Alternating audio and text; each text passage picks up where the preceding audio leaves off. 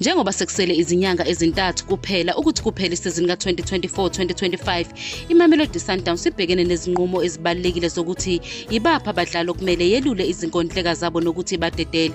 Phakathi kwezihlabane ezingu-11 ezizophelelwa izinkondleka ngoJuni, kukhona uThemba Zwane, Khuliso Mudau noPeter Shalulile. Ukapteni weSundowns uZwane, ongadlali isikhathi esiningi ngenxa yokulimala ama-Achilles, angase anikezwe inkondleka entsha ngemuva kokuhlala amasizini angaphezu kuka-10 kuleli qembu. uMudau noShalulile nabo bangene ezinyangeni ezintathu zokugcina zezinkondleka zabo. uShalulile ube ngukhiye empumelelweni yeSundowns, washaya amagoli angu-98 waphinde wasiza abangu-26 emidlalweni engu-187.